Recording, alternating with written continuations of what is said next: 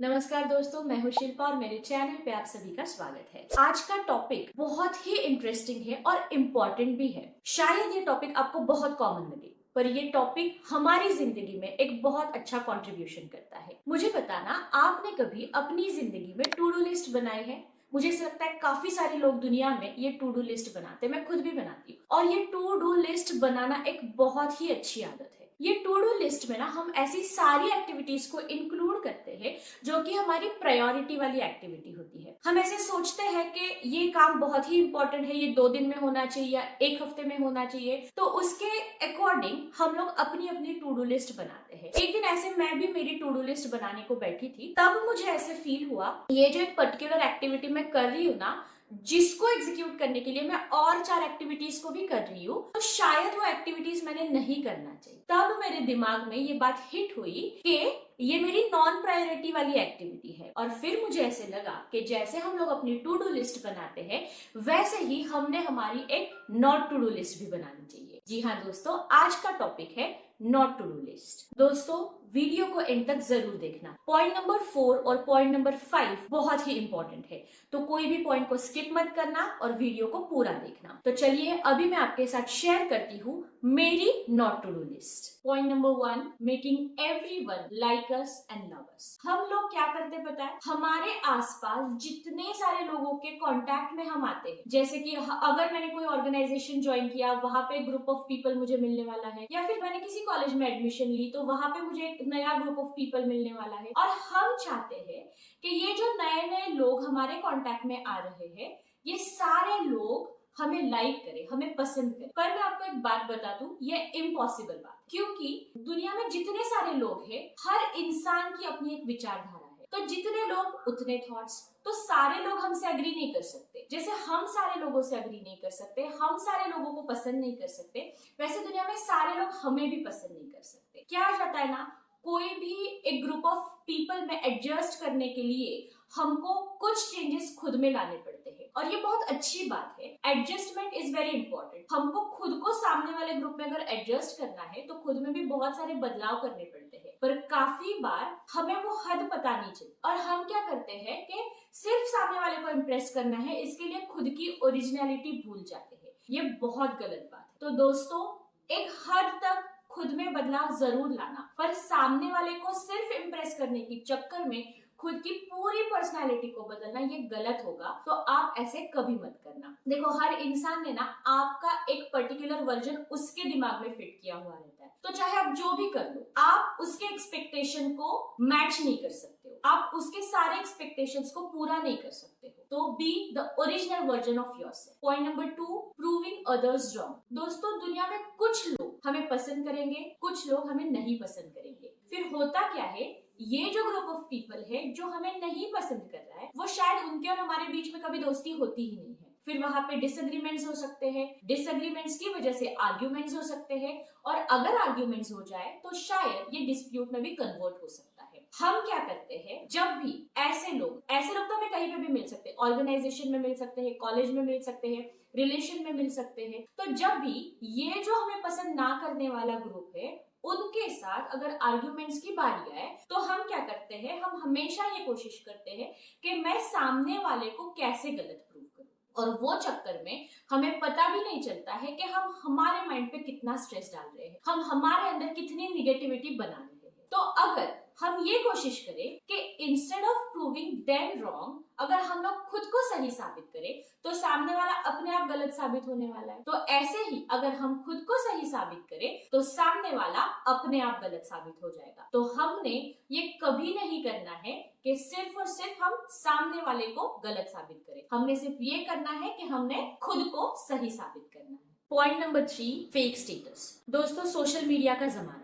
हम सारे लोग सोशल मीडिया साइट्स का बहुत इस्तेमाल करते हैं, और ये इस्तेमाल करना गलत बात नहीं भी है, पर हो क्या रहा है कि वो सोशल मीडिया पे जो एक स्टेटस हम लोग कैरी करने की कोशिश करते हैं खुद की, उसमें हम खुद पे बहुत ज्यादा स्ट्रेस डालते हैं। फॉर एग्जाम्पल, मैं आपको एक बात बताती हूँ। अगर मैंने कोई फंक्शन अटेंड किया तो वो फंक्शन के लिए मैं कोई पर्टिकुलर ड्रेस पहनती हूँ, उसके साथ में सारे एक्सेसरीज खरीदती हूँ और बहुत अच्छा फोटो सेशन करती हूँ, उसके रील्स बनाती हूँ, कई अपलोड कर देती हूँ। पर मैं कोशिश करती हूँ या फिर मैं चाहती हूँ कि जब मैं नेक्स्ट फंक्शन अटेंड करूँ तो उसमें से कोई भी चीज यानी कि पुराना वही ड्रेस, वो सारी एक्सेसरीज जो मैं ऑलरेडी यूज कर चुकी हूँ, जिसपे मैंने ऑलरेडी फोटो शूट किया है, मैं रिपीट ना करूँ। इस पूरे चक्कर में मैं खुद पे बहुत ज्यादा स्ट्रेस डालती हूँ। दूसरा एग्जाम्पल मैं आपको बताती हूँ। अगर मेरा कोई कलीग कोई पर्टिकुलर डेस्टिनेशन पे पिकनिक मना के आए तो मैं चाहूंगी कि मैं और उससे बेटर कोई डेस्टिनेशन पे पिकनिक मना के आऊं, फिर मैं उसके फोटोग्राफ सोशल मीडिया पे डालूंगी। अगर ये चीज हम खुद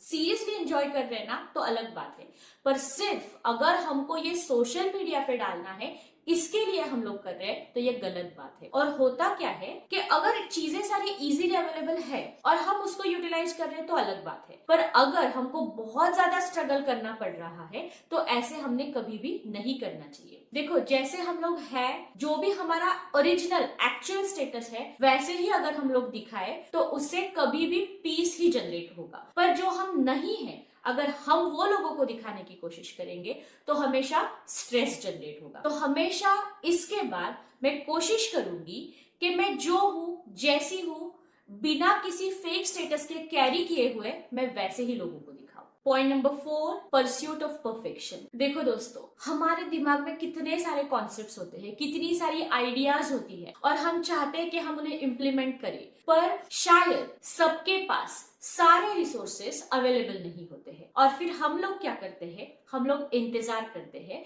कि मेरे लिए सारे रिसोर्सेस अवेलेबल हो जाए और उसके बाद ही मैं मेरा काम शुरू करूं, क्योंकि हम उस काम को बहुत परफेक्ट तरीके से ही करना चाहते हैं। परफेक्शन के पीछे भागना ये बहुत ही अच्छी आदत है, पर आपको पता है कि परफेक्शन नाम की चीज दुनिया में एग्जिस्ट ही नहीं करती है। हमें हमेशा ये कोशिश करनी चाहिए कि आउटपुट जो भी आए, पर जो प्रोसेस के थ्रू हम लोग जा रहे हैं वो प्रोसेस को हम एंजॉय करें। तो ये जो परस्यूट ऑफ परफेक्शन, ये जो कॉन्सेप्ट है ना, ये गलत ही है। आपको पता है, एक जापानीज फिलोसॉफी है वैबी सैबी नाम की, जिसमें ये बताया गया है कि परस्यूट ऑफ परफेक्शन ऐसी कोई चीज नहीं है, और वो फिलोसॉफी के अकॉर्डिंग इस बात को रिजेक्ट ही किया गया है कि परफेक्शन दुनिया में कहीं पे भी होता है। तो हमें क्या करना है कि प्रोसेस को एंजॉय करना है। मैं मेरी बात आपको बताती हूँ। मैं कब से सोच रही थी कि मैं मेरा यूट्यूब चैनल शुरू करूँ, पर मैं शुरू नहीं कर पा रही थी क्योंकि मेरे पास सारे अच्छे रिसोर्सेस जो मुझे चाहिए थे वो अवेलेबल नहीं थे। अगर अभी आप ये वीडियो को देख रहे हो, शायद लाइट सिस्टम उतना अच्छा नहीं है, शायद साउंड की उतनी क्लैरिटी नहीं है, या फिर बैकग्राउंड भी आप देखोगे तो शायद उतना अट्रैक्टिव नहीं है,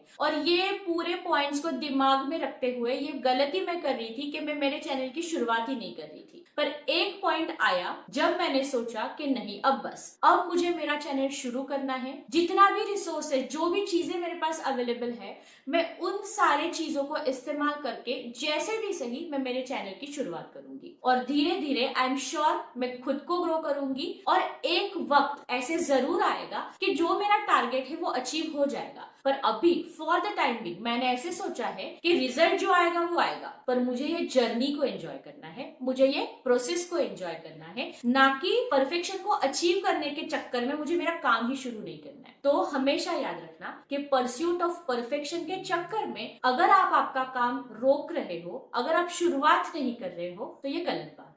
point number 5, our employers happiness. दोस्तों, आज की डेट में ना दुनिया का हर एक इंसान चाहता है कि वो खुद के लिए कोई अर्निंग सोर्स जनरेट करे, फिर चाहे वो जॉब के थ्रू हो या बिजनेस के थ्रू। अगर आप बिजनेस कर रहे हो तो आप खुद के ही बॉस हो, पर अगर आप जॉब कर रहे हो तो आपका एम्प्लॉयर जो कि आपका बॉस है, उसे खुश करने के चक्कर में आप खुद के ऊपर बहुत ज्यादा स्ट्रेस डाल रहे हो। इसका एग्जाम्पल मैं आपको बताती हूँ। देखो, एक 9 to 6, 9 to 5 कुछ तो भी जॉब शेड्यूल अपना होता है। काफी बार उसके बाद भी लोग कंपनी में अपने ऑफिस में रुक के काम करते हैं। काफी बार ऐसे भी होता है कि वीकेंड्स पे या जो फिर कॉमन छुट्टी के दिन होते हैं, उस दिन भी लोग घर पे लाके ऑफिस का काम करते हैं। पर इस पूरे चक्कर में हम खुद पे बहुत ज्यादा स्ट्रेस डाल रहे हैं, ये हम एब्सोल्युटली भूल जाते हैं। देखो दोस्तों, जॉब करना हमारी जरूरत है, पैसे कमाना हमारी जरूरत है, जरूरत है। हमारी जरूरत को पूरा करने के लिए जहाँ पे भी हम लोग जॉब कर रहे हैं वहां पे 100% नहीं 200% हम लोग दे, ये हमारी जिम्मेदारी है। पर